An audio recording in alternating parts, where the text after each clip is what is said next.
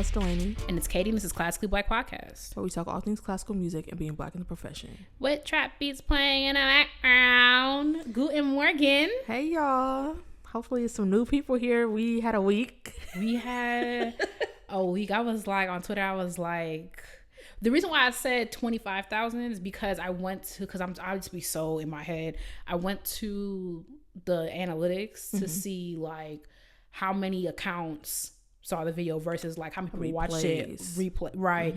But I was like, yeah, 25 at that point it's way more than that. I'm like, 25,000 people saw me say Carcucci. I'm like, my mommy's gonna be so disappointed. I mean, to be fair, that after that one video we did in the car, what we listened to after, like that's like way worse than Carcuccian. Like way worse. I didn't expect it to go triple. My mom commented on that video. She did? You didn't see? Oh yeah. Like, I think she just commented like like a shocked emoji. I just didn't expect that's the thing I texted Dalanie, like you texted me like when we hit 50K, and I was like, the thing that makes me sick about this, we've been saying stupid, out of pocket, rude, like just off the wall, trifling stuff for 5 years over. And I will say, like, maybe I'll give us 4.75 because we did start off a little bit more in the pocket. Because I just actually remember on episode 5. Oh, so or something like that. That remember that clip that we had. Clock that. Katie be egging me was on talking about. This reminds me of elementary school. Everybody cutting up and I get in trouble. That's how my life has been. Oh, Katie, the victim. See, that's kind of crazy. When you was talking about, I mean, this is not that bad, but when we was talking about like who we would have over for like Thanksgiving or something like that, and you was talking about Schubert and his Henny and wings. And that's not bad. It's not bad, but it's like it's still trifling. Like it's a little trifling, you know. Like that's a clip that we would have put up because we used to use that clip as like a little trailer type of jump. Like so from the beginning. So never mind.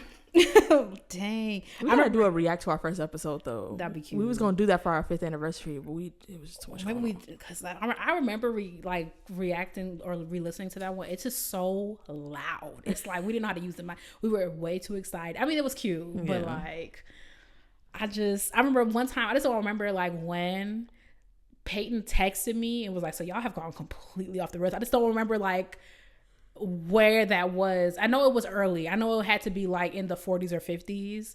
So that's why I was like, 4.75. Cause like ever since then, it's kind of just been whatever comes to mind. That's not true. But most of what comes to mind, vast majority. Like, okay. Yeah. I be want to say the N word a lot more than I do though. Because I mean, like in a regular conversation, like we would be going back and forth because it just depends. It just depends. But here we are. Be on Patreon. I also think like we'll get more listeners as well when we're like when we go back to our regular topics next week, we'll just have more to pull from because like I don't know, if you're not reading a book, sometimes stuff that doesn't work. So yeah. Well. Follow us on Instagram if you're not. Follow us on or subscribe to our Patreon. We're having a time. Because somebody texted us and was like, y'all in the same city, like y'all cutting up now. I'm like, exactly. Like, exactly. Every day we posting. So like that's what we've been doing this past week. Like it's just been, another post on Classically Black. So, period. Okay, let's get into the show. Let's get into the news this week. A couple things here. The management of the Melbourne Symphony Orchestra recently canceled the concerto appearance of Jason Gillum, the pianist, after he gave a solo recital that included a piece about the plight of journalists in the Gaza Strip. We might have talked about this. I feel like it could have been Melbourne or somewhere else where they had like someone that did an unplanned piece about Gaza, and people, I think the management had like apologized to their audience about it. Well, Melbourne, Australia. And because of that, the Melbourne Symphony Orchestra musicians have passed a vote of no confidence in their management. So they standing on business. I was like, period. No confidence. Crazy. You thought you did your big one. They passed a vote of no confidence, apparently, quote, by an overwhelming majority. And their managing director, Sophie Glaze, I hope I'm saying her name right or not, and their chief operating officer, Guy Ross. They said that the orchestra's executives have made numerous decisions like this one without consulting their artistic staff, and that has resulted in, quote, significant negative artistic and financial impacts on the MSO. They said in a letter accompanying their vote of no confidence, quote, despite ongoing attempts to engage the senior leadership and provide feedback through formal channels, the response from management has been insufficient and in many cases dismissive. The result has been a work environment characterized by poor communication, a lack of accountability, and continuingly declining morale. HR.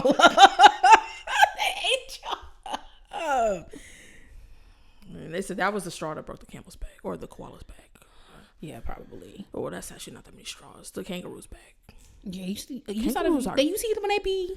I don't want to. I don't like that. I don't like that. That's. I feel like y'all could really stay over there. Like, and I feel like there's a reason why. I know Pangea or whatever. Like, it's a reason why y'all stayed over there. Like, cause you saw that video. Well, they be going around every once in a while. Where they be like boxing and stuff. You saw the one that hit that dog. Yeah, in the water. I was like, that's sinister. Mine. We was talking about something. Right. Because they just so creepy. I feel like. They just one of the animals I feel like got me on day 6. Rue from Winnie the Pooh, the girl kangaroo, the little cartoon kangaroo. She had the little pouch and she had the little. I think the baby was Rue. Oh. Yeah, I'm like, y'all PR. I'm telling you, that and hippos and rhinoceroses. Let's see, like y'all, because I didn't know y'all was Dolphins. Like that.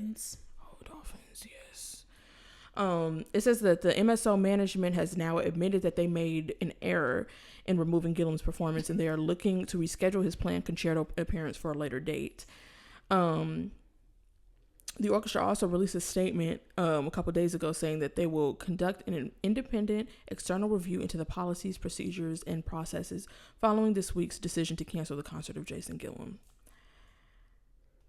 So that's where they're at. Okay.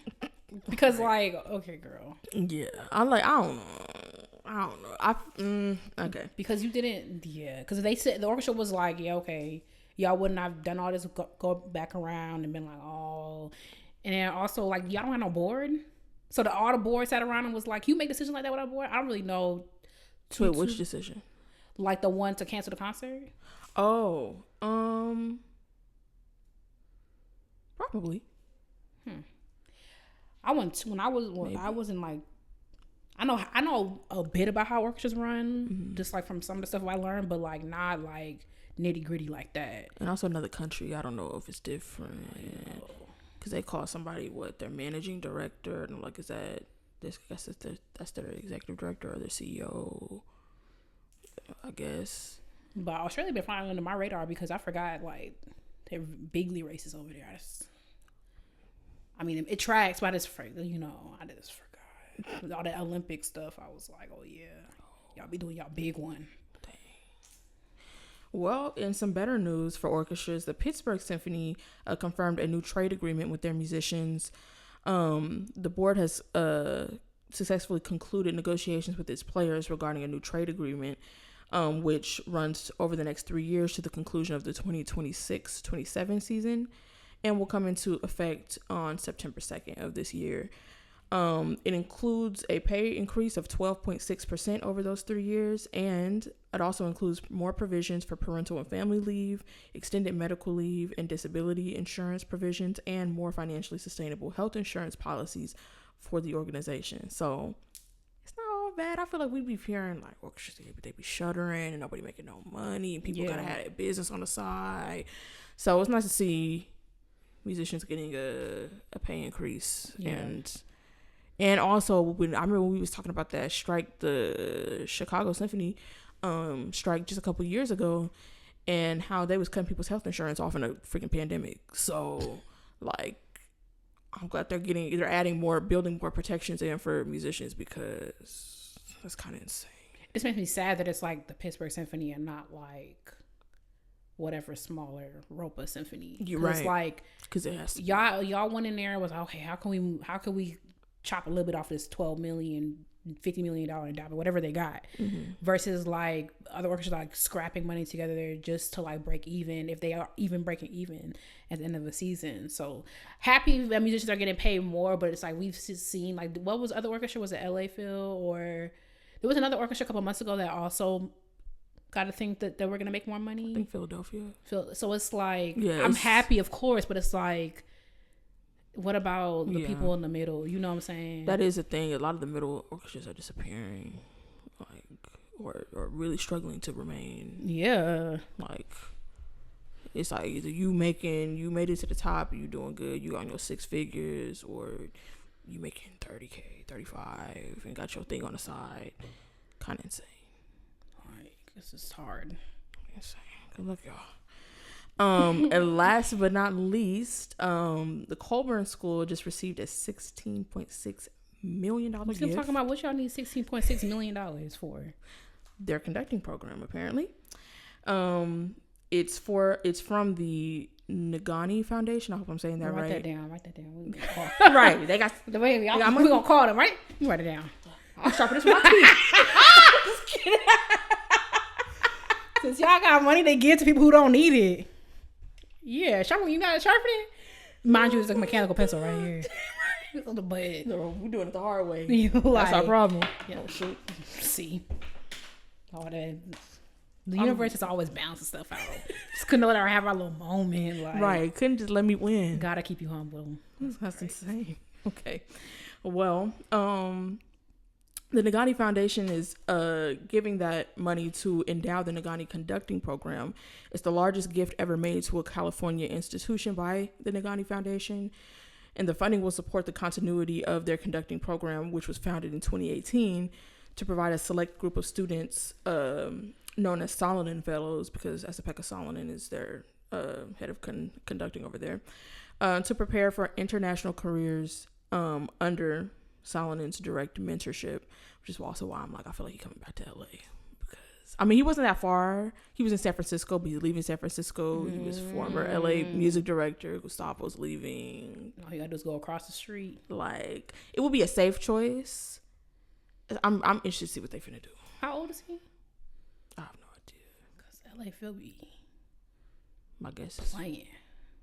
My guess is maybe in the 60s. Oh, okay. Yeah.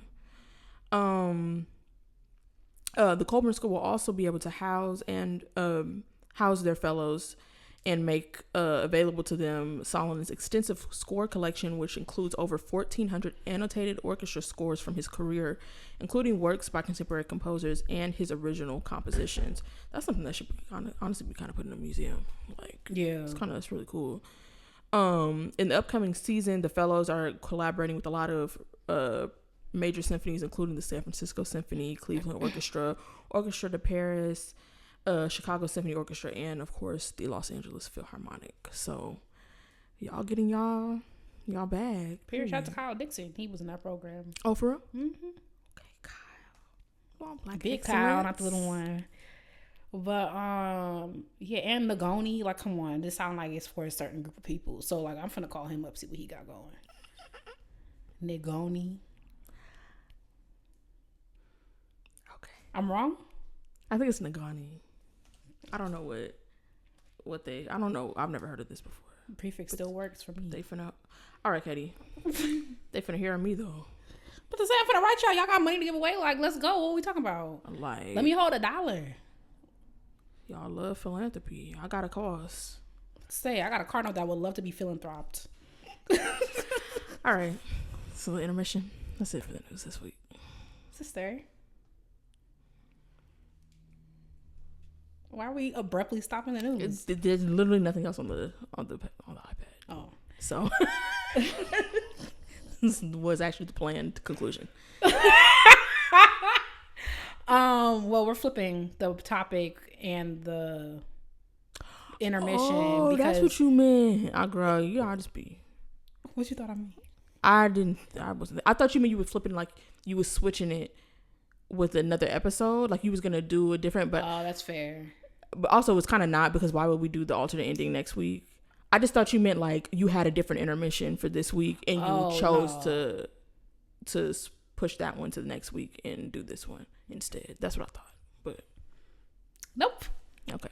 Because the intermission is an alternative ending, but I thought it would be more apt for us to talk about what happened first. So that makes a lot of sense. And that means that it is my turn to summarize what we read, which I should be able to do. It's been a day. You know, the fact that people listen to these book club things, because like I wonder how much do y'all know what's happening in the book? If you choose not to read, how much do you know what's happening in the book at any point? At any this is the third one. Like last year's plot was simple. They were stuck in the house and then they weren't. But like they weren't stuck in there. They were hostages. And those were real people. But that's insane. Another book that I will not mention because be freaking serious. Yeah. I still need compensation. Who can I write about that?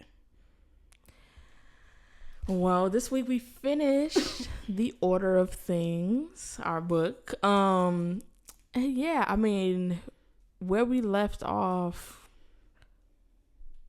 Oh, Papa Z just moved to New Orleans. Oh, well, that was in this thing. Oh, that's my bad. Because I read ahead on accident. Right. Well, because there wasn't really like much eventful about where we left off. I mean, we left off right after. I just mean like the exact page. We left off right after we found out what was going on at home with her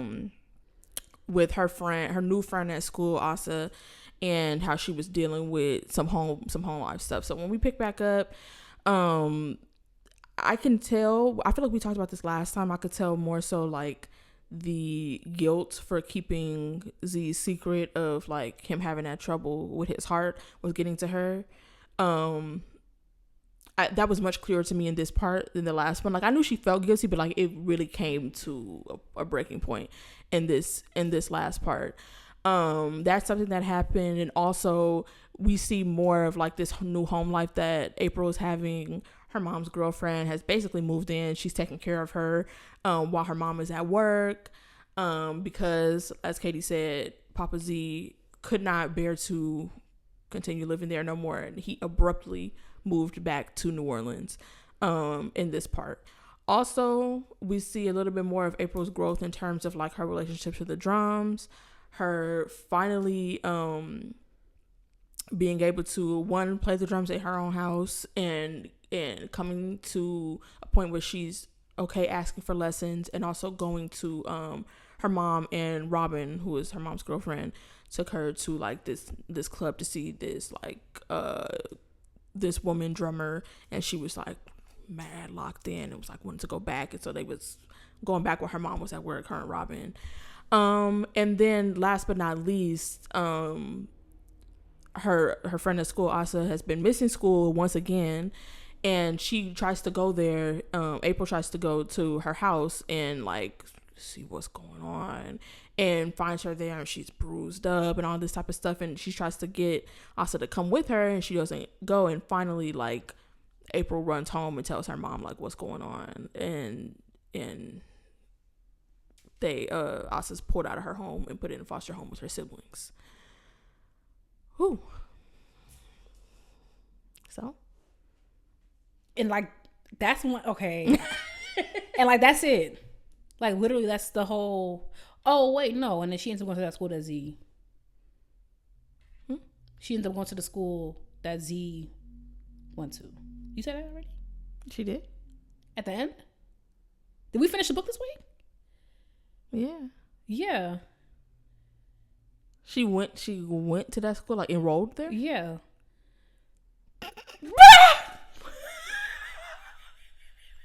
Y'all, okay, hold on. All right, cut the cameras. Justice for me. Hold on. That's kind of crazy. Wait, when did she do that? I remember her running to the school, and she got the card from the teacher there, right? To get the lessons, and he was like, "I'm so glad that you came."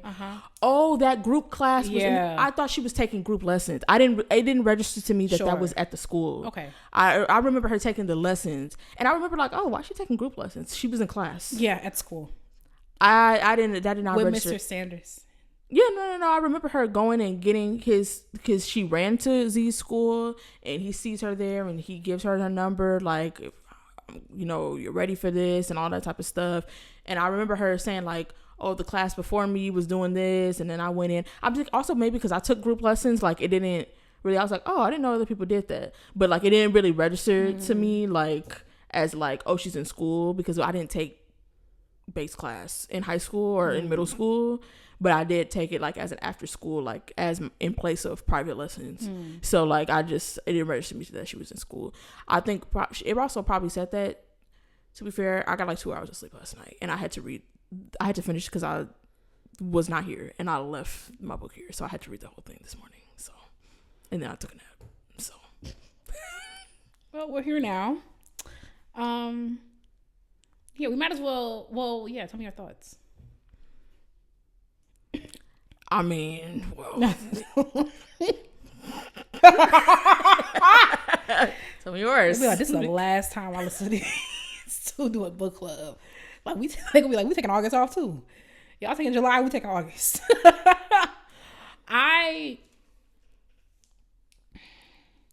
To be fair, I realized that, like, I just don't read enough YA. Like, not even YA specifically, because the book I'm reading now, Children of Blood and Bone, like the third one, I forgot what it's called, is why, because it's Children of Blood and Bone, and then Children of Anarchy and Anguish, and then Children of the Sun and the Moon. Like, there's, like, it's all. Okay.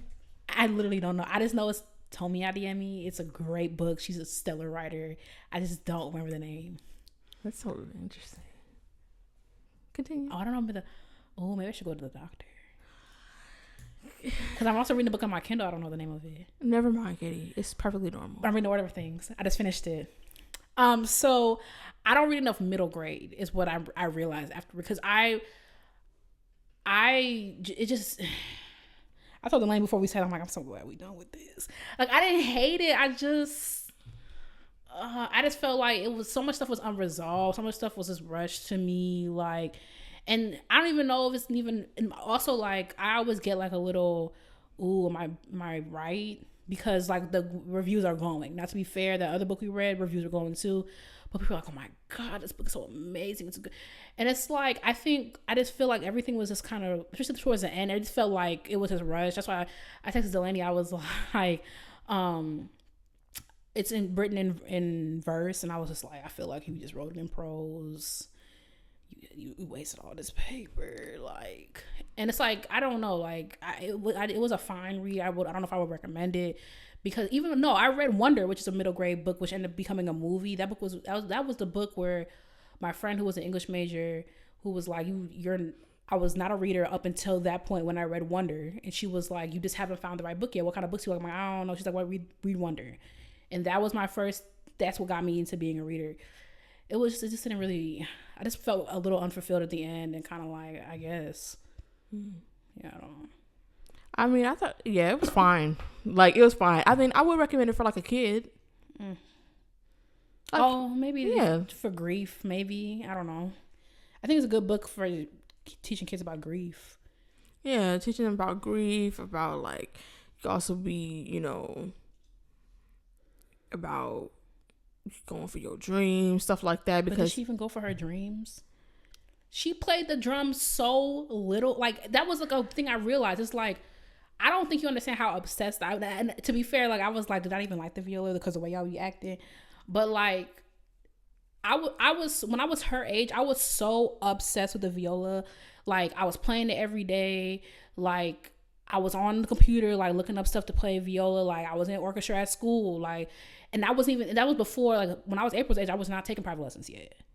So it's like, not every kid is the same. That's not what I'm trying to say. But I'm just like, she played drums, like, not a lot, like, at all, really. Okay, at all is a stretch, but you know what I mean. While I wouldn't say that going for your dreams is, like, a primary, like, message of the book, I do think that it could be useful for a certain type of kid. Like you said, I think from what I know about you, obviously I didn't know it was obvious. I did not know you at that when you were her age, but you are more, I feel like, you're more like a confident person. And I feel like there were things that she said in this last part that gave imposter syndrome to me. And I do think that also kids now are more insecure. They have more mental health issues. They have more like, so they might not be as confident, like, oh, I'm into viola, I'm da-da-da. Like they could be more reserved. People are afraid to share things about themselves because they're afraid to look uncool. I mean, that's always been a thing, but the internet has exacerbated it. Yeah, the internet kind of ruined everything. Exacerbated it. Like kids, like they don't even like that, like being too, like you want to be too cool for stuff, and or you don't want to look dumb. You everybody is so good, but you deal with those things. Like we both, I'm sure, like have along the way dealt with something like that. But I feel like kids nowadays have more issues with that sort of thing. And I was kind of surprised to see that, because she said something like that Z would always like move forward with his dreams, but she always was paralyzed at the starting line. And I was like, well, girl, that's kind of tea, because I stay at that starting line, not for everything, but like it's some stuff. And I'm like, maybe there's a certain kid that's like, could use something like that. It's because she doesn't go for her, like we don't see her go for her dreams in that, but she does achieve a big step that clearly was like difficult for her in terms of like admitting that she wanted lessons, or like wanting to move to the next level. Like, I don't know. She seemed eager to play the drums, in that like she had people up on her wall and she would acknowledge them every day. I did not have to be a Zimmerman on my wall. I didn't even know who that girl was. She was like acknowledging them every day and all that type of stuff, but there was something that was stopping her from. Oh, also she had them bad teachers. She had them bad teachers that probably ruined her confidence or any like whatever, and made her apprehensive about it. So maybe there's a certain type of kid maybe that lacks confidence or lacks perseverance. Is also, it might be a good lesson. Yeah. Even though I remember there was this whole drama thing that I'm dealing with. I'm not dealing with it anymore. I just kind of stopped ignoring them. It's not professional, but I just had it up to here because this whole idea of grit with Black kids and how it's anti-Black. I just think I missed that wave, because I think, like, I understand it's another conversation for another day. Maybe we could talk about it, but I think kids should persevere through some stuff. Obviously, and maybe this is not obvious, but as an educator, obviously, if you ain't got running water at home, I'm not telling you better do your Kreutzer. You better get on your JC Bach. And who is saying that? That's why I just never even finished the article, because it just irritated me so badly. I'm not proud of that, but it's over now. I think the book came out, but I think kids should persevere. It's literally a life skill. Like sometimes, like, even persevering is like, you got to go to work so your lights stay on. Like, if you hate your job, but you still got to go, like, there is some degree of that to be a successful human being. So I do think April did a good job of that, because some kids, like, I'm so stubborn. You tell me I can't do something, I'll be like, bet. So now I'm going to do it even gooder. And I'm going to write you in 10 years and tell you about it. Like, I love when a teacher could eat their words. Like, but not everybody's like that. And it's like, remember my mom has a story. I'm going to tell her business, but she like went to a basketball tryouts, and the coach was like, well, can you bounce a ball and chew gum at the same time? And my mom was like, no. And then she was like, okay, so you can't be on the team. And my mom just left. And I was like, you didn't try out still? I'd have been like, I'd have gone home and learned how to do that for whatever reason. Because that's also like not even a part of the game. You shouldn't even be doing that. When you should be like, I was just like, be chewing gum on the court. Like, you could choke. Like, hello? But like, everybody's personality is just like you tell me I can't do something, like literally, like maybe I should talk to that lady, but like, I love a good period. Like, okay, I'm finna play in a professional orchestra. Okay, I'm finna do a podcast. Okay, I'm finna start, like, I don't care what you tell me. Like, I'm just so prideful. You tell me I'm finna do something. I've always been like that. Katie, you're not finna pay my bills. You're not finna do that. That's kind of crazy. Like, well, I will.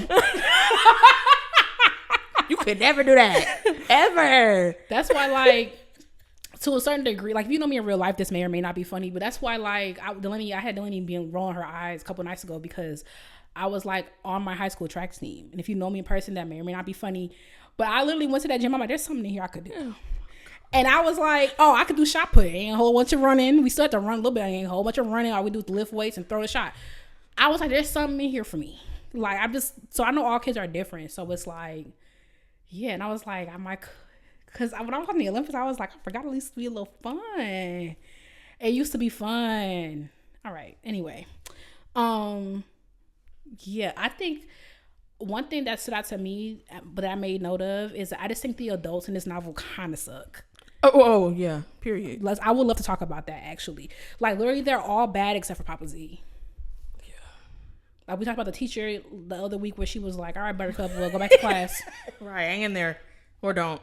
And that's why I'm like, some of it's like, is it the writing?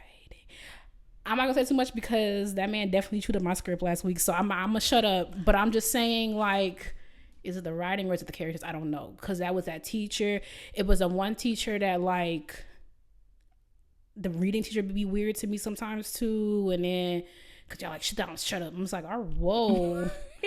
Then her mama, like, I gave April's mama a lot of grace.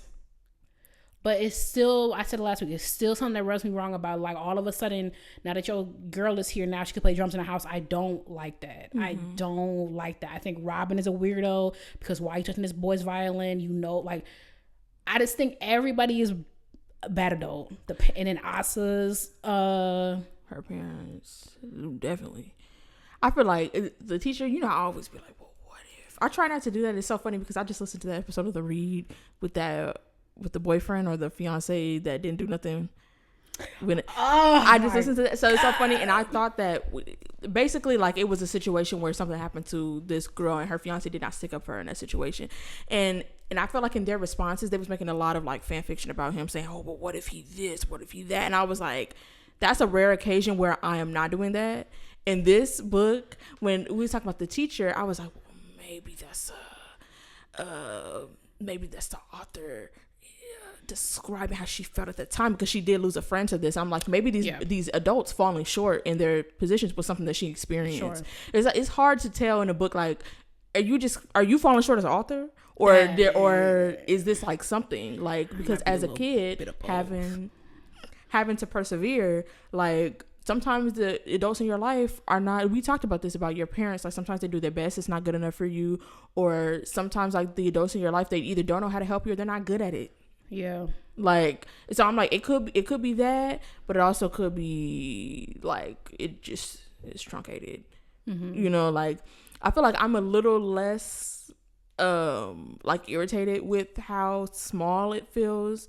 One, because I mean, we both said like it's not meant for our fully developed brains, and also two, I'm reading another book right now that is short stories that feel incredibly truncated. So like, it's just like, sure, putting it into perspective, I'm just like, it's fine. I think the mom, I wish that her mom had a little bit more like, I wish that she looked inward a little bit more about why she felt like why April didn't feel like she could tell you any of this stuff, because she was like, promise me you'll come to me next time, and it's just like, that's not all it takes. Like, she could promise you all she wants, but like, did you ever stop to think like, why didn't she come to me?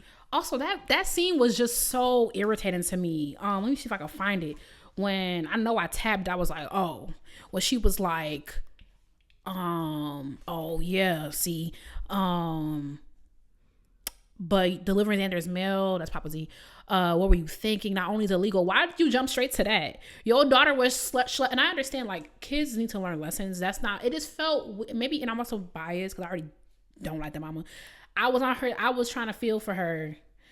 I was gonna say something crazy. Thank you, God, for bringing that in. That would have made this podcast X-rated. But let me stay on track. I was on her side for a bit. But I just didn't like the handling of the situation. Like, you can reprimand her. Your daughter is sobbing. She's supposed to be at school. She just saw this incredibly traumatic thing. Like, your classmate is on the floor shaking, covered in bruises at this torn down house, and she ran all the way home. Save that for later on. Mm-hmm. Like, that's kind of crazy. And also, I find problem, and you could keep the whole, it's hard being a parent. Yeah, that's why. Consider. My grandpa used to say, look and consider. He used to say that to me all the time. But consider how she was doing all this freaking work for the U.S. government, and you had no idea. You were none the wiser. Delivering mail. You're 11-year-old. You're 11. You know how little 11 is? I feel we forget. You know how little 11 is? Was out in the streets delivering mail. And you were none the wiser. And you were none the wiser. And you were like, well, you know, it's illegal. How would she know that? Right. I don't like, and I'm not, I think, to be fair, I was done being fair. So that's probably something a parent would say. I just don't see my mother being like, well, remember, it's like, whoa, okay, so what are we going to do about this? Like, let's go up to the school. Let's da-da-da. Like, there's other things we can do. And then in a couple of weeks, like, yeah, so the next time let's talk about why you didn't feel comfortable telling me that, which might be a little bit advanced for, well, maybe not for her parent, because I was kind of shocked in a couple ways that this was contemporary, just because, like, she going to, like, I know how schools are. You can't just walk into a school. It took me out the story. I know it's for kids. What do you mean? When she would be like, at the end, when she was in the, she just went to Z's old school and just like went inside and it was just in the classroom. Like, you literally, it took me out the book. Especially because doesn't his school have a uniform? I was just like, so you don't fit in, like. Yeah, like there'd be people at the gates. If it was a free dress school, then maybe, depending on how big it is. Also, like, I feel like there's, like, I mean, I feel like varying degrees of that, but there's like very few schools you could just like walk up to and open a door. So I was just like, if you're a kid. Oh, that's a good point. Yeah, like if she's a kid, maybe she forgot something.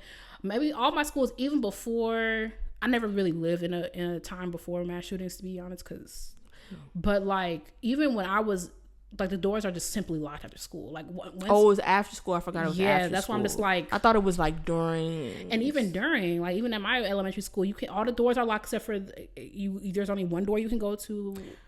And like, you have to ring the bell if it's after, you know, the school day has started. So all this is I thought it was like people getting let out of school, like, you know, when they open the gates to school. Like, I thought it was during that time. Oh, I didn't even think about that. Because like my school, like, if it's during school day, you cannot come in. The only difference was like my high school was on a college campus, so like anybody. This is gonna be open. Yeah, that's fair. I didn't even think about that. I think I was so like, okay, so I'm starting not to like this as much. So that everything jumping out at me. But and maybe that's a point of like, maybe the mom was just like hearing all this stuff for the first time, and perhaps she would reflect on that later. Like, wait a minute, I'm telling her all this type of stuff, because sometimes I guess you do have a knee-jerk reaction. Like, I remember one time, I feel so bad, my nephew, when he was like, he was probably like 4 at the most, and I looked over, he was pulling the curtain, and the curtain rod was so like, what are you doing? What are you doing? The curtain rod is bending. And I was like, stop. And I was like, wait. And I scared him. And I'm like, I didn't think, like, I didn't yell, because I just don't yell. Like, but like, I startled him. Yeah. And I'm like, yeah, he's 4. He does not know, like, oh, this curtain rod is bending, is gonna fall, hit me in the face. Like, that's just a parenting. I feel like Jamaicans would have been like, watch you pull it, and been like, good. They love you doing something wrong. Yeah. Good. Yeah, the touching the stone. Bet you want to do it again. You were like, my grandma would have been like, good, mash it up. Yeah. But also, younger. So like, I feel like the generation gets like, if you don't have to get hit in the face, especially as that could really, you can poke your eye out. Face. Like, it's just certain stuff. Kids be so cool. What are you doing? All these toys all up and through here. You playing with the damn curtain. It's like, I don't know if I could do kindergarten again, because all the crying. And you crying. You don't even know the freaking half of it. You can't. They can't tie their shoes, and the potty breaks are kind of crazy. Everybody gotta go potty all the time. Like,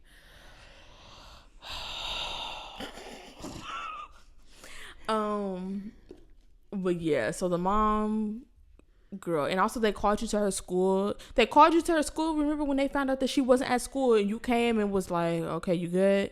Like, don't do it again. Yeah. Like, the parenting is kind of in the gutter. Yeah, I feel like almost every adult I find fault with, except Papa Z.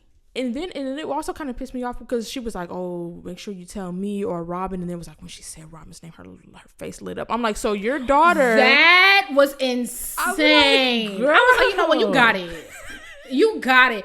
Like, your daughter's breaking down. Might as well put her in a damn foster home with Asa. I'm like, just put her on the curb with her backpack. With the, what you call that? With the little stick with a bandana. Oh, there's a name for it. There's a name for it? Yeah, there's a name for it. I just came across like a spindle or something like that. Something like that. Oh. There's a name for it. Yeah. Yeah. What's it called? I think it's called it could be spindle. I don't know. That's why the show be on, because it's really not even a point. It's really like, it's not even remotely related to the point. Like, well, but a little bit. It's at all. But I'm looking at everybody because everybody knows what we're talking about. Like it doesn't need a name, but it's like for later if you need the it. Stick with the little knapsack tied on the end.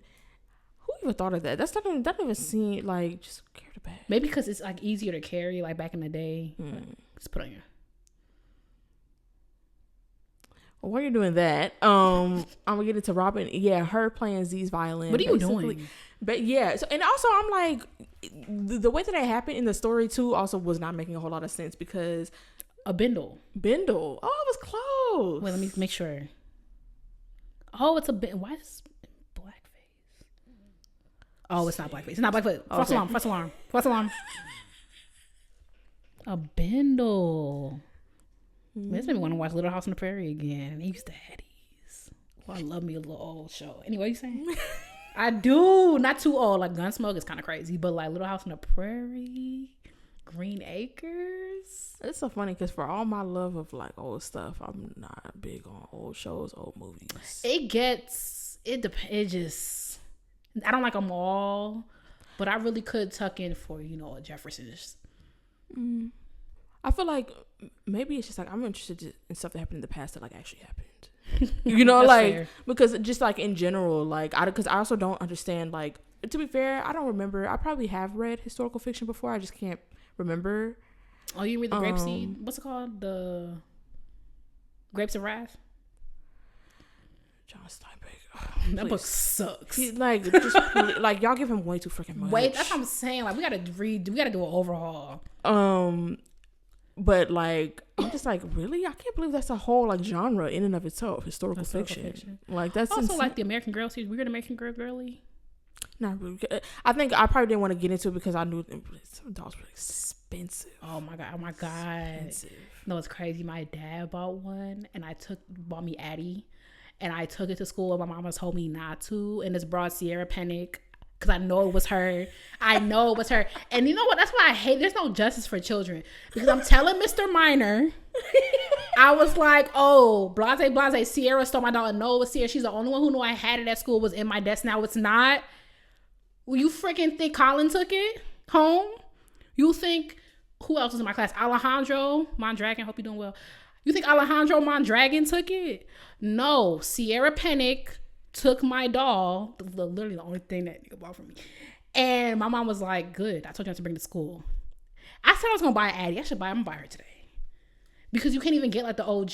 Oh, you can't even get them anymore. Because they were like, yeah, so these storylines are crazy. Yeah, they were insane. Like actually insane. They were really crazy. They were all traumatic. I was going to say, I was like, maybe that's something I'll do for my inner child is get an American Girl doll. But also, to be fair, I haven't thought about American Girl dolls in many years. Moment. So like I don't really need one. But I do remember going through a little thing because, oh my gosh, all the clothes and stuff. I really love fashion. So I was like, all the clothes that they had. All the stuff, those were so damn expensive. They were like $80. Now they're like $100 something. If I can find Addie, I'm going to buy her today.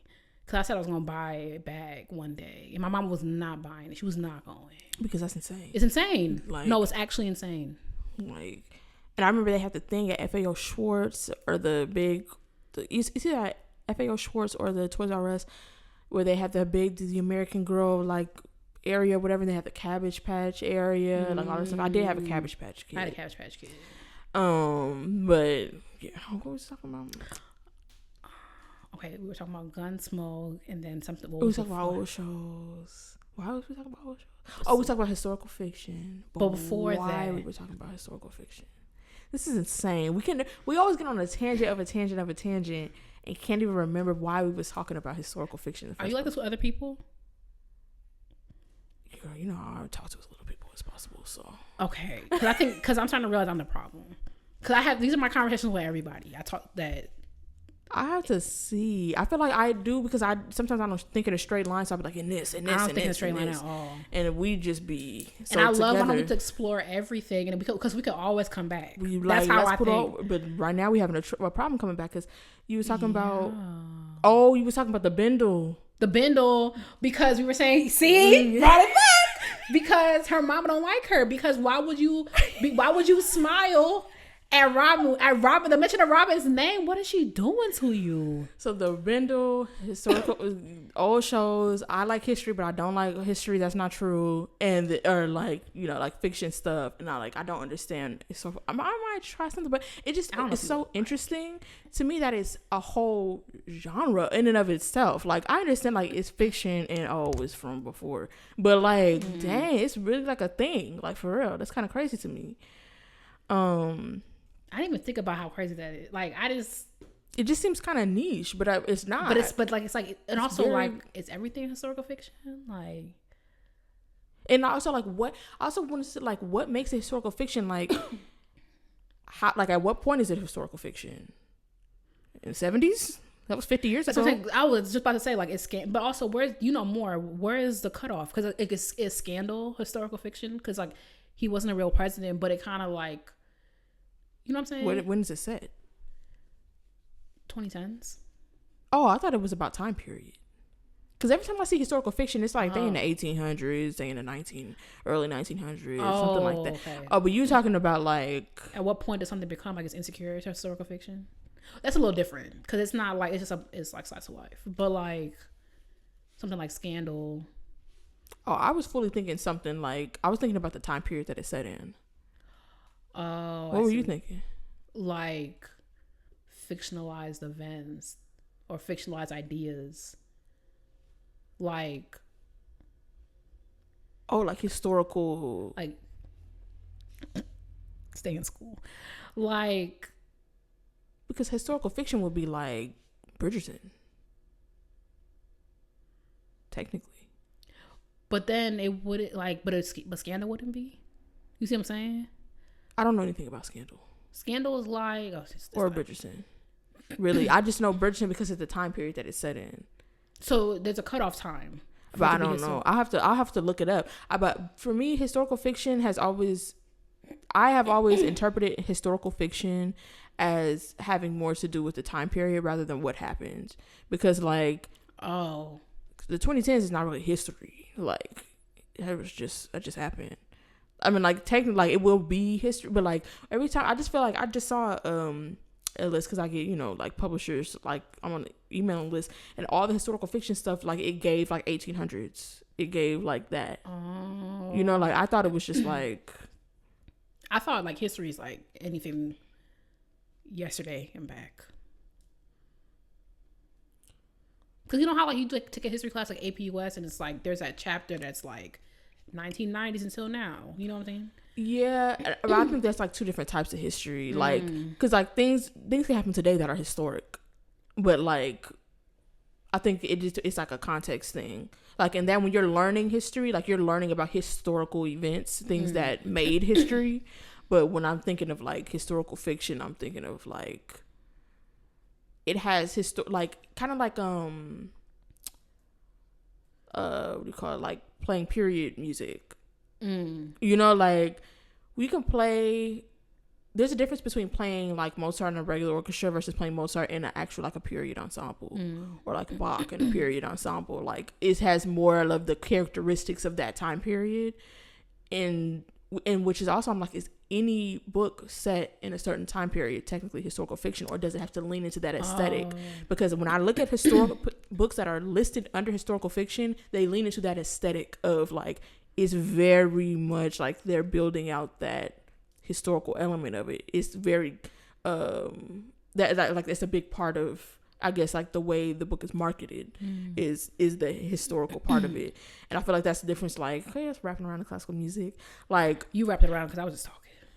Like having a period ensemble. Like, yeah, you could play your little Bach. Like we played the Bach freaking Christmas oratorio and the Mass in B minor in Symphony Orchestra. But then I was also in the what do you call it, Baroque music, the Baroque ensemble, where we tuned into 415 and we got gut strings on and we got the pointy bows and all that type of stuff. And like, so I feel like that's a different thing. But I'm gonna look it up. I'm gonna see what is the generally like accepted definition of historical fiction, and we will do that not on the show. So after we have pulled over, so several times.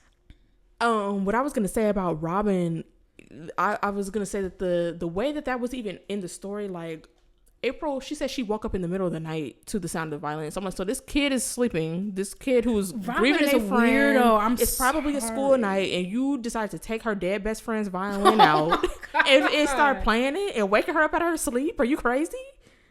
And even the way, I'm like, April more mature than me, because it would not have ended. That scene would not have ended with me smiling and being like, gotcha. Like, I was just like, how did it end?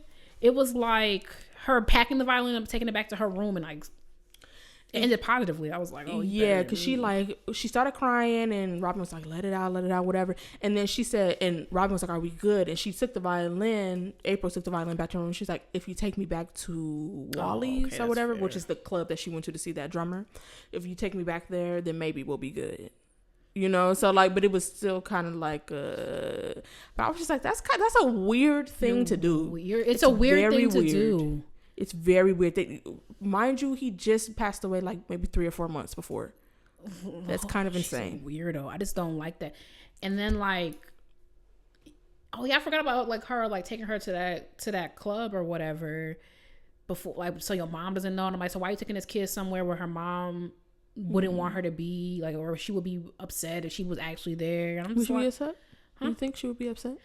Well, not because Robin, probably not. Right, anything. But like, so freaking minefield. Like, right, stepping on them too. Right. But there was like a line about, I didn't mark it, but it was a line something like, what would your mom think, or like something to that effect. And I was just like, so why are you, if you have any reservations that her mom might feel a way about it, you're also taking her kid somewhere you didn't ask her permission. Like, she's at work, she's not like on life support. You could just text her and be like, and so I'm like, and I hate books where I'm not clear on the time period, because just like, how come you wasn't just like, maybe it's just like, and that's fair, it could just be implied that like, but Robin's also weird. No, you know the time period because it shows these dates at the end on his tombstone. That's when I was like, oh.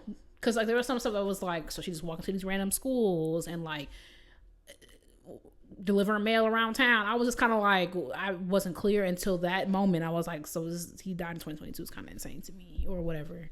I was just like, I don't know. Also, I don't know how stuff be running in different places. Like maybe there's I don't know how in the city they live, or in like Boston, like a major city. They live in Boston, or I didn't know if they live like in Boston or in the surrounding area. She never specified, but she doesn't specify a lot of things. So I'm not trying to. I don't have no book published. I was just like a little underwhelmed.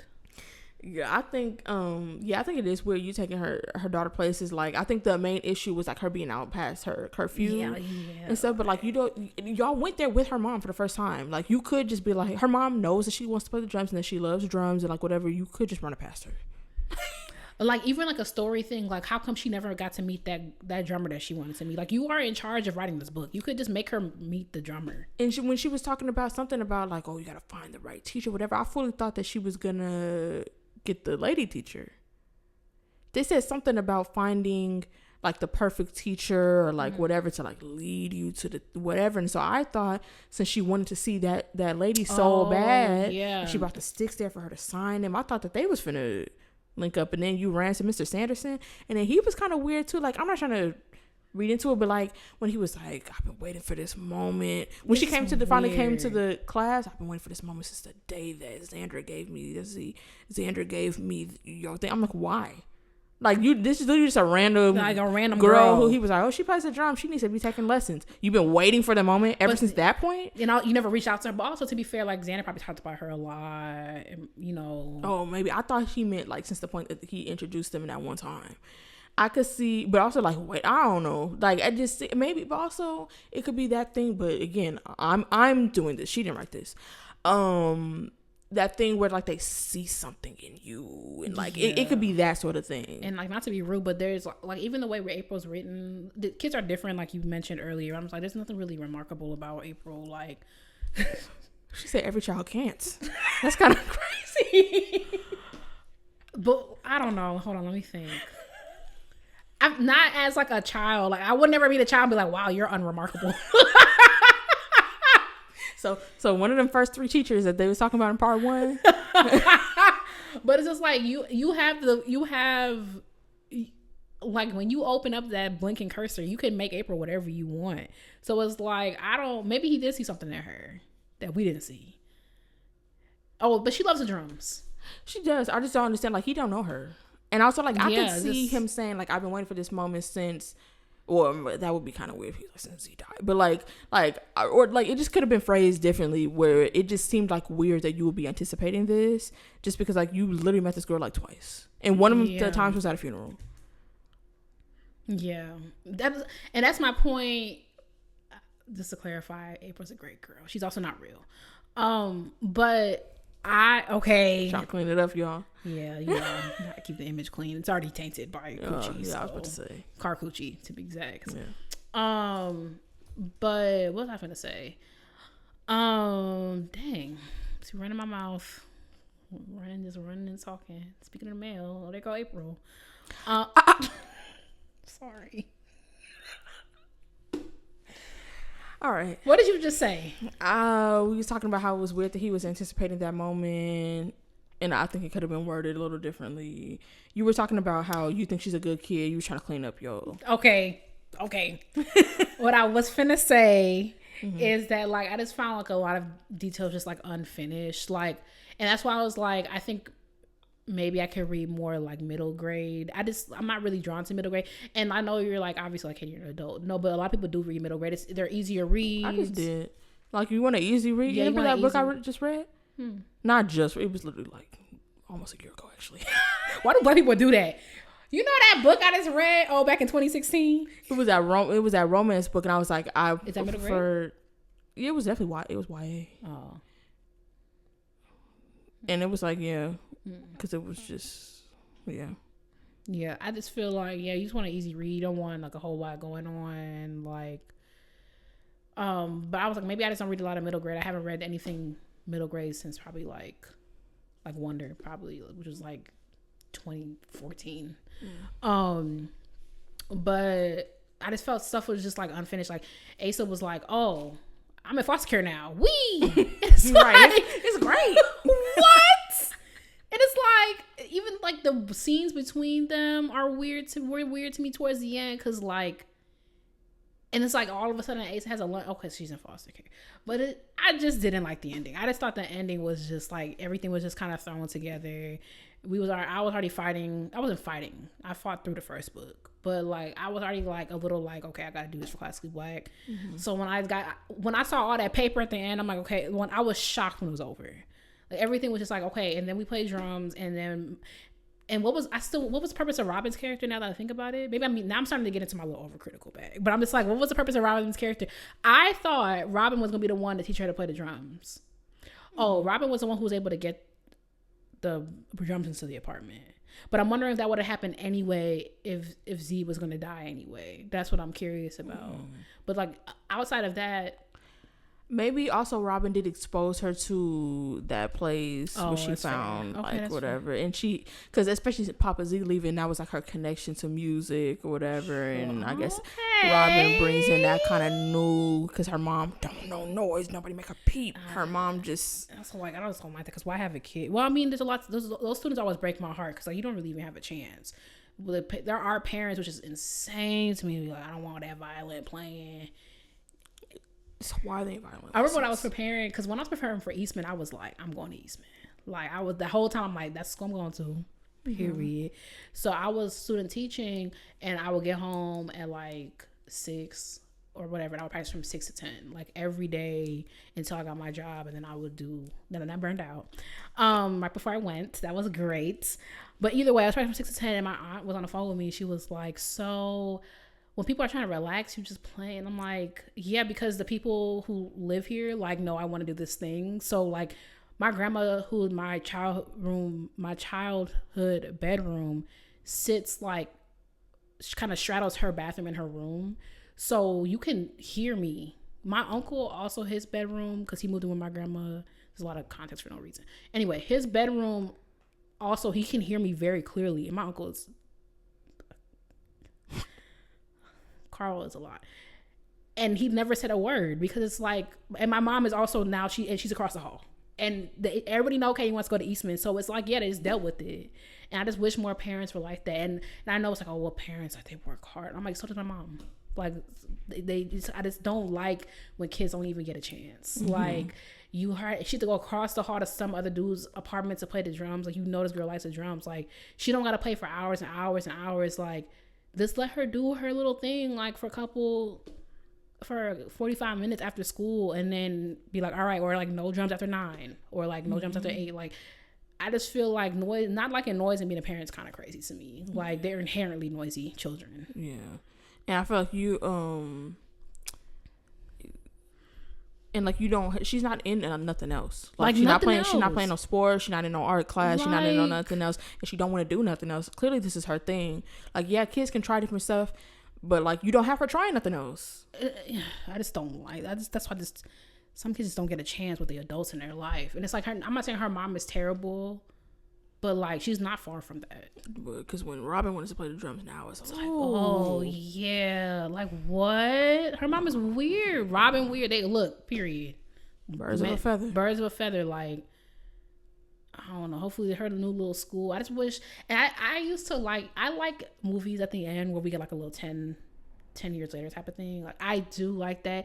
I kind of want to see April like live her dreams, and I do like the thing where it's assumed that she does, maybe, or I mean, that's grasping for straws in my opinion, because like Miss Girl did not give us a lot to assume, but like I would like to see her like achieve that thing, or like she's on tour and like her band is called Z in the gang or whatever. I would like to see something that is like, yeah, this girl made it. Like, she went through a lot. She has to do this journey without her friend.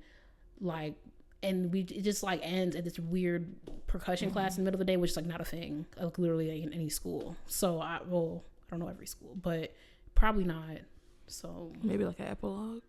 Yeah, I love an epilogue. I do. It kind of just, I mean, it's a little lazy, but it kind of just it kind of ties everything together. Like, we can know a little bit more. That's why I was like, all this paper, if there's room. All right. There wasn't room? Y'all, let me show you. I imagine me reading. I'm reading.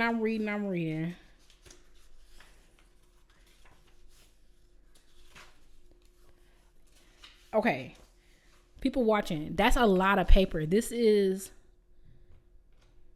at least also all the paper in the back of the book. She could have put it right here. Don't look at all this paper. Oh, that's kind of insane. No, it's actually insane. Why are those pages there? Maybe your book like that. Somebody in publishing probably would tell us, because there has to be a reason for that. Like, I'm like, you could have put the epilogue right here. And it wouldn't take you long. You've been writing like this the whole time. So it's like, I was just like kind of unfulfilled by this whole thing. For me, like the intermission, alternative ending for me would have been Robin would have been her teacher, or she, and we would have saw like what she did with her dreams. That's would have been like, I would have been like, this felt fulfilling to me. Mm-hmm. What about you? If you have one, you might be like, girl's over. I mean, girl's over, but I mean, I would have loved to hear from Papa Z again. He literally disappeared like overnight. Like, oh my God. Like, I was like, okay, so she came to his apartment. She said every surface was covered with trash and dishes and all that type of stuff. The only thing packed up was Z's room, because, you know, he couldn't bear to have all his stuff in there, the mail overflowing, all of this stuff. And it seemed like almost overnight, she came home, whole apartment's over. So he didn't have the motivation to do nothing for months. And then overnight, he's completely moved out to New Orleans. And as somebody who just moved and is still moving, I know he didn't clean that whole thing up by himself in a day. But you know what he might have did? He might have just packed the bag, and then the people at the apartment went through and like threw everything out. Oh yeah, maybe. But like, dang, no. I mean, well, to be fair, he left the violin, so he has to have given that to her mom. And also, that's a good point too. I can't believe I forgot about that, because it was a character that was so integral to her story. He always telling jokes. And he just like never comes back. Mm-hmm. We never hear from him, and I feel like that's why a little epilogue moment would have been good. You know, you invite Papa Z to your first, you touring, and you in New Orleans, you see him at your show. in 10 years or like whatever. Or even you have that solo that Z had the next year and he come to your concert. That could have been cute. And it's like stuff like this seems like so typical and like that's what you would expect. But like I feel like for children it's fine to do that. Yeah. Or like for anybody, it's fine to do what's expected. Because you already did unexpected. Yeah, because story structure and all that type of stuff is there for a reason. Cliches, like sometimes they be, but sometimes it's like, oh, I know that. Yeah, you know, like sometimes it's nice to be something familiar. Like not everything got to be a plot twist or a plot. I just feel like we just never get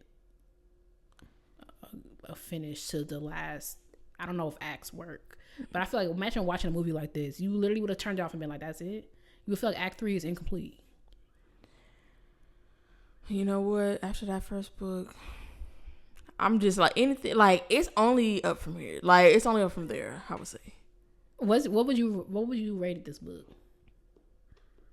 On a scale of what? I do 1 to 5 for books. Yeah, that makes sense. Cause like 5 stars. Yeah. That's hard because that's such a like. Cause that other book is a 0 stars. Can you do 0? No. Cause 1, I can't even give you a star. I'm trying to remember. I feel like I blocked that book. The only time that book comes back to memory is to drag it. Oh my gosh, that freaking book. If y'all don't know what book we talking about, go to we've done 3 book clubs. It's our 3rd one. It's the first book that we ever read. So we do it every summer. So go back to the summer of 2022. This episode, I actually know the episodes 190 through 195. Oh shoot. Because I just know what I went through. Those episodes. I'm wondering, like, a little better from the background podcast. I'm wondering,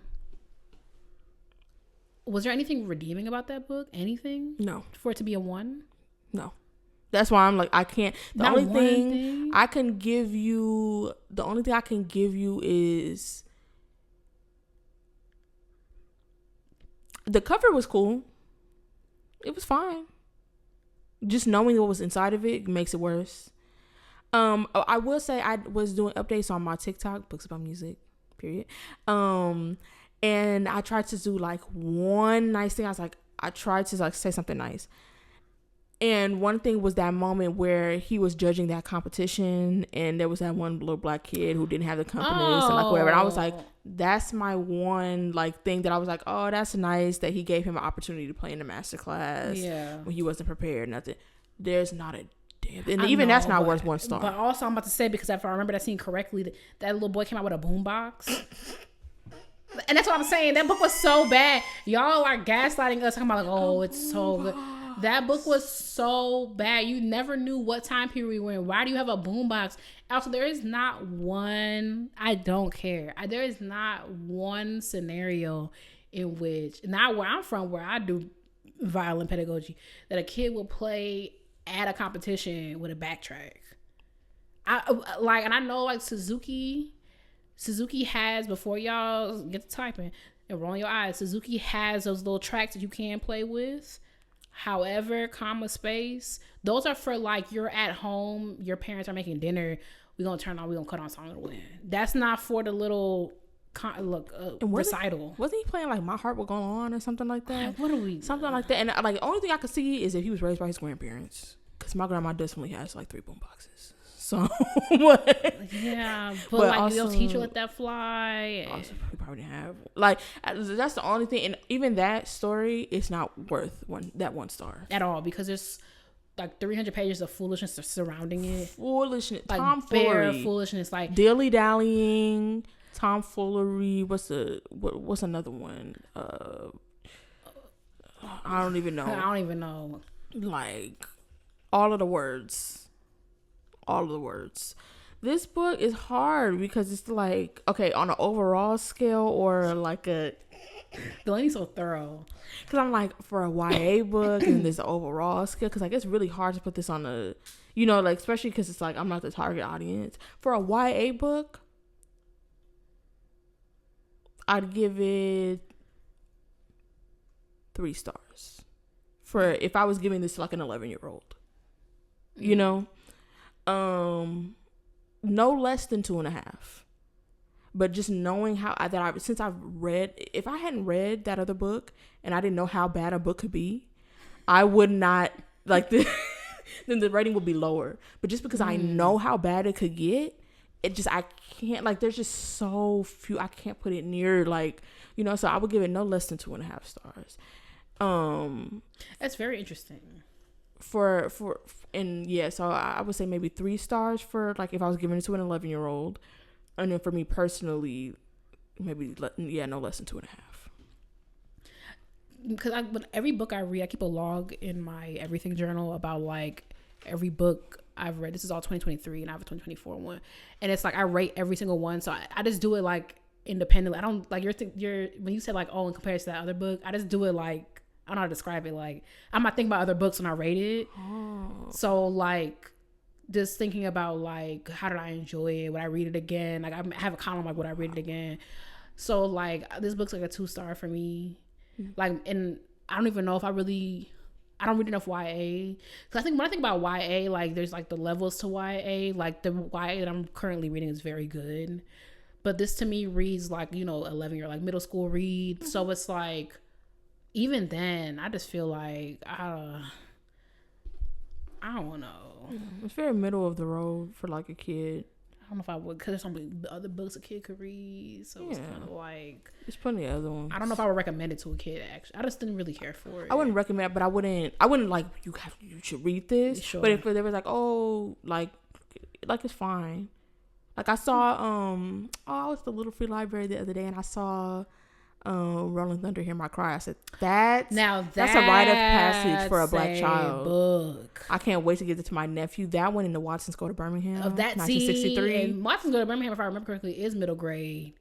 So we're gonna put Watsons Go to Birmingham up against this. I should reread Watsons Go to Birmingham is tea. It's not like, tea, but like, yeah, but like, it's just such a rite of passage for like a Black kid to read both of those books. Roll of Thunder, Hear My Cry. Yes. Father God. Yeah, I gotta read that. It's a little traumatic. Oh, that's Bridges Terabithia. I mean, Roll of Thunder, Hear My Cry also because their house caught on fire. That's right. Yeah, but yeah, that's a throw. I used to hate reading back then. I should go back and read books. I hate. I want to go back and read, like, books I read when I was younger or something like that. I found one of my journals that I had in, like, late middle school, early high school. Oh, my God. I found a couple of them, actually, because I was cleaning out my old room. And I found one thing, and I just had letters from my high school, my first ever boyfriend. I couldn't get past the first, like, 3 sentences. It was so dramatic. It was so dramatic. I hated it. Period. No. Live for drama. No. I was just like, I don't think I have any thoughts from that time period. I got to go back and see.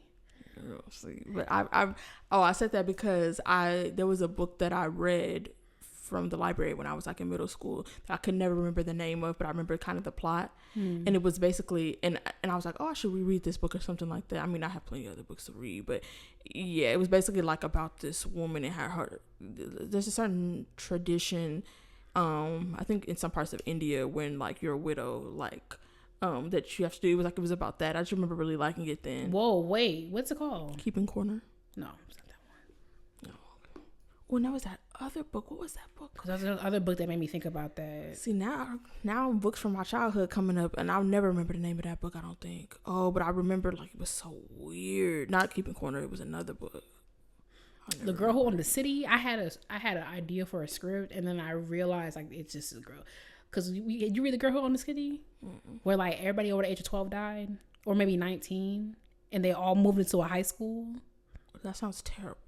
Like, not terrible, but like, obviously I don't know the quality of the book, but like that just sounds like not something I would want to read. No, it was like, from what I remember, I mean, I was a 10, but like, it's good. No, because it's like kids like figuring stuff out. See, that gives me Lord of the Flies vibes. I never read Lord of the Flies. And neither did I, because when I read the synopsis, I said, oh, what I'm not finna do is this. When y'all started tearing each other apart and eating each other, I don't want to hear. Oh, they ate each other? I don't know if they ate each other, but they definitely tore. It was something about them tearing each other apart, like literally. Oh, that's kind of weird. And I was just like, I don't want to hear about kids doing this. It was an assignment to read in high school. Yeah, they went up for that book in high school. And I'm like, I'm not doing this. So like, that was just too much for me. I wanted no parts of Lord of the Flies. There were so many bad books they had us reading. They had us reading so many bad. The only thing I really remember enjoying was I did enjoy. I mean, it's kind of weird to say. I thought Night was just really, really well done. We read Night. I loved every Shakespeare play that we did. Like, I really, like, he knew what he was doing. I loved the good, iambic pentameter. And that's probably it. I can't really remember much because y'all had us reading freaking The Grapes of Wrath. Wow. John Steinbeck, what please. a snore. Ooh. I remember reading Catcher in the Rye was fine. It was fine. Fahrenheit 451 was weird. We didn't read that. But I think how the English teachers did, like, I think, like, there's a list of books, and then, like, we had, like, curriculum pairs. So, like, whoever the history teacher was, like, you just had, like, your little curriculum block. Yeah. Because I would be, like, my friends would not be reading the same books as me. And I'm just like, what y'all got going on? So, like, the whole, all 600-700 kids in the grade are not reading the same book. There's like a sophomore went to reading. A much bigger school than I did too. There's like a sophomore reading list, and I think everybody did the Shakespeare's, but it's like, I don't know if we did. I think we did. There was a part maybe in my early high school we did a bit, because I definitely remember having to memorize some of the Shakespeare stuff. I remember we read Death of a Salesman, which I really enjoyed. Death of a Salesman. Oh, I didn't have to read that. Oh, it's a play. It's the really Glass good. Menagerie. I went to go see it. That was like, I went to go see it in Memphis a couple months ago. Ooh, I love when we did plays. And Mr. Shank, plays. when he would get up and he'd be acting out. I read Raising the Sun in college, actually. Oh, for real? Yeah. That was one of our freshman books. Or plays. Okay. I'm just kidding. Yeah, I'm okay. But man, that's a throwback. I'm so happy I'm done with school. Y'all telling me what to do. Allegedly. I think I'm done for real, because it's just no reason for it. Adema would eat though. All right. So. It wouldn't be Adema, because I said I would never give a recital again. Like a solo recital. I would do some recital kind of crazy. Shout out to y'all. That's kind of recital. Everybody looking at you. That's how it works. Yes. Well. Yeah. Anyway, that was long, but we move and let us know your thoughts. I feel like people ain't reading it here because I ain't got no text. Because people like when we did the other two, they were like, "So this is crazy." And the bel canto, people were frustrated about bel canto because bel canto was like, you are a victim, like, and y'all sneaking away and hunching. It's like, bel canto was a good book. Bel canto was so good. Mm-hmm. Yeah, but anyway, it's a year from now. But let us know what we should read next. Mm-hmm. Oh, and also we remember that series we're gonna read on Patreon. Oh, I'm so excited! I don't want to do that. I don't want to do it real bad. I don't want to do it excited. Y'all are going to gag at the books that we found. The titles. I don't want to do it real bad. Give so corny. Like, it gives like Tyler Perry favorite. Like it gave Tyler Perry like went to the orchestra. Don't say Tyler Perry's name too many times. Medea might appear in our living room. Anyway. That's my line. All right, y'all. It's time for Black Excellence, where we hype you up, gas you up, and give you your props to this room for everyone at the top. Who are you talking about, Dalanie? Today, I am talking about Austin Adaranijo. Hope I'm saying that right. He just graduated from the Washington Pathways Institute and got a Kovner scholarship. Fellowship, actually. Kovner Fellowship to Juilliard. Which is a full ride scholarship and a mentorship and professional development program. He's going to be studying with the principal horn player of the Metropolitan Opera Orchestra, and he's had an incredibly eventful time in Washington Pathways. He's participated in the DCYO Orchestra, as well as a member of the NSO Youth Fellowship and Brass of Peace. And yeah, he gave a quote. He was highlighted in one of Bond's posts. He said, "Through WMPI, their support for audition recording helped me get used to working with the pianist and improve on recording process. WMPI gave me professional experiences and training for audition interviews, which allowed me to reflect on the year and focus my thoughts in a meaningful way. It's okay, reflective, and that's why you want that fellowship. Period. So shout out to him. Period. My piece of the week isn't really like one piece. It's really I was playing my viola the other day. I've been on a break, which is very standard for me, but I went to play the opener Bartók Don't Tell Jen, and I forgot it. So like I was like, okay, I need to get back on it. Like I was like, what comes next? But to be fair, like when I kept like, no, this is kind of crazy, then it came back. But I was like, oh, it's getting spooky out here. But I love like coming back from break with an A2, and I was playing Lillian Fuchs' 15 Characteristics Studies. I was like, she ate those are kind of hard though. But shout out to Lillian Fuchs, that's my girl. And that was my piece of the week. They're very. My undergrad teacher went through. We never did it because of something. I forgot what happened. But she was gonna do a A2 concert, recital, like because we used to do viola studio recitals. It was just so much extra work. It's just so much extra work. I used to hate doing studio recitals. But we're gonna do like an all A2 one because A2 is E. Mm-hmm. Like A2 is E. Like the little melody. I'm like, y'all should put this, in a piece. It will go double platinum. Anyway, all right. Thank you so much for listening to Classically Black Podcast. Don't forget to follow us on social media at Classically Black Podcast. If you have Black excellence suggestions, send it to classicallypodcast@gmail.com. If you have an intermission suggestion or whatever else we'll be doing, send it to be on Patreon. I have to redo this. We've done this like 280. No, but this was new. This outro is very new. That's what I'm saying. Like I have to figure out. I gotta just say it to myself to make it less clunky. But at this point in time, look in the description box. Thank you for listening, and we'll catch y'all next week. Bye, y'all. Bye.